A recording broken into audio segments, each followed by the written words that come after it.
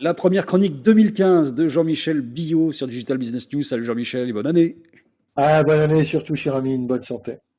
Oui, et j'espère que la santé va aller bien pour toi parce que tu as eu quand même quelques soucis ces derniers temps. Et on a vu que ça bougeait pas mal. D'ailleurs, on va parler d'e-santé de façon plus générale puisque tes mésaventures personnelles t'ont amené à beaucoup t'intéresser à ce sujet-là et à finalement faire bouger les lignes là-dessus. Et tu n'es pas le seul à faire bouger les lignes. Il y a énormément de startups qui le font, on va pouvoir en parler. Et d'ailleurs, tu as décidé de faire une sorte de compilation en fait de ce qui te semblait important en 2014 et de ce que seront les tendances de 2015. C'est un article qui est paru sur le BioShow qui s'appelle l'an 1 de la disruption, nos barbares attaquent en rang serré. En fait, l'idée générale, et tu peux en juger chaque jour, c'est que ces nouveaux barbares qui montent des startups sont en train de casser les rentes de situation les unes après les autres.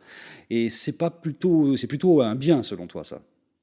Bah, c'est un bien, moi je fais que observer, je ne sais pas si c'est un bien ou pas, en observant, parce que je fais quand même pas mal de biochocs, comme tu dis, et je dois avouer que je suis complètement abasourdi par la qualité des startups françaises, qui, comme tu dis, sont en train de soit de disrupter, puisque c'est le terme à la mode, des empires qui vont probablement y laisser des plumes, sinon leur peau.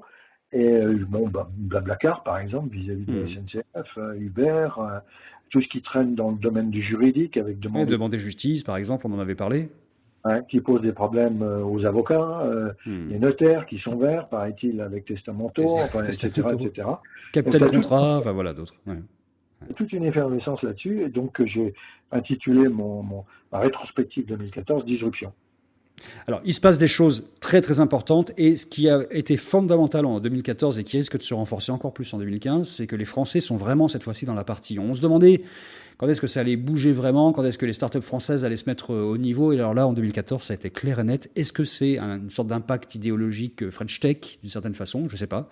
Un engouement, mais en Tu tout cas, sais, il s'est passé quelque chose il y a de fort. plusieurs. D'abord, on est en crise, ça c'est le premier point, et des gens se disent, ben, autant que je crée ma boîte plutôt que d'essayer de trouver du boulot.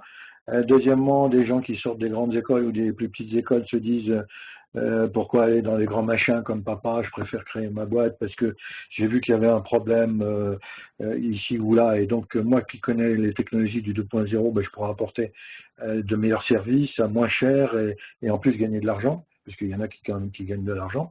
Et donc, la French Tech, les politiques français ont repris un peu le cheval en marche, si je puis dire. Et ils ont créé ce mouvement. Il y a eu quand même pas mal de startups au CES à Las Vegas. Tout ça va plutôt dans le bon sens. Alors évidemment, il y a un long chapitre de cet article qui est consacré à l'e-santé, avec un constat, là pour le coup, qui est encore pas en faveur des startups françaises, c'est que ça se passe aux États-Unis. Tu dénombres, toi, à titre personnel, peut-être 5000 startups sur ce secteur-là aux États-Unis, et encore très très peu en France, malheureusement.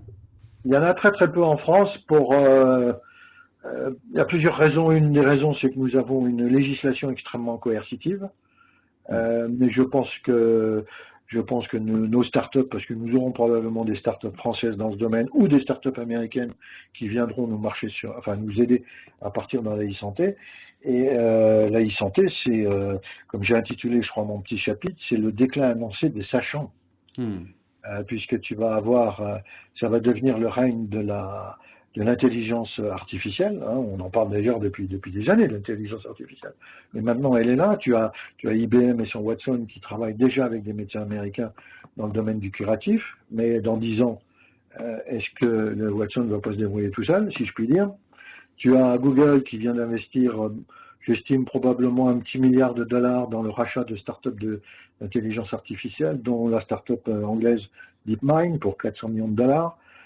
Tu as Apple, les gens en France n'ont toujours pas compris à quoi servait la montre de Apple, mais on va commencer à le voir cette année. Apple a sorti aussi son dossier médical personnalisé, le HealthKit, qui commence aussi à travailler avec des médecins américains qui viennent mettre dans ton HealthKit à toi, dans ton dossier, eh bien, les résultats de ton analyse de sang, etc. Toi, d'un autre côté, tu peux y mettre ton wellness, combien de pas tu as fait dans la journée, etc., etc. Et donc, tous ces gens-là sont en train de booster. Les startups américaines, en fait, depuis 2011, ont pavé le chemin des grands de la technologie américaine. hein, puisque par exemple en 2014, on estime que les VC américains ont investi quand même 4 milliards de dollars dans les startups de e-santé. 4 milliards de dollars, c'est quand même beaucoup. Et c'est beaucoup plus que ce qui s'est fait au début du commerce électronique dans les années 94-95.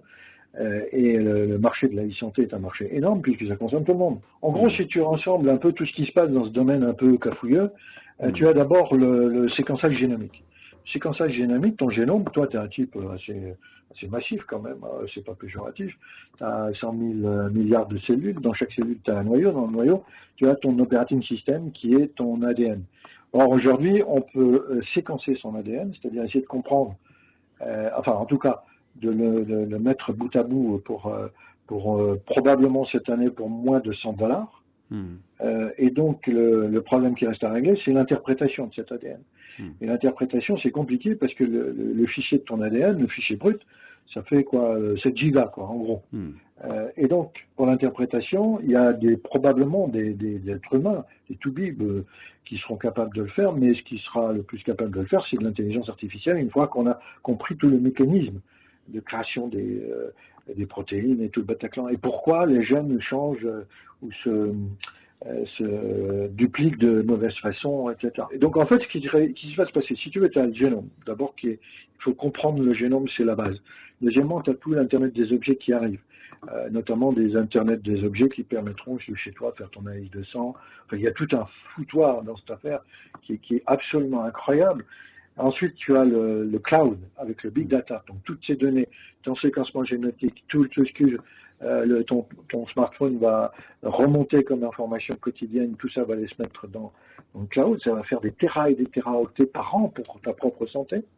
Là-dessus, tu vas rajouter du big data et de l'intelligence artificielle, et tu vas avoir en plus, cerise sur le gâteau, ce qu'on appelle des spectromètres de poche qui vont pouvoir te dire ce que tu manges, eh bien, est-ce que ça vaut le coup que tu manges en fonction de ta e-santé d'hier, si je peux dire. Il y a quelque chose qui est très intéressant dans l'article aussi, c'est que tu mets l'accent sur le fait que les données personnelles doivent être protégées, évidemment, et que peut-être qu'on va pouvoir utiliser les protocoles Bitcoin pour faire ça. Il y a en tout cas une startup qui fait ça.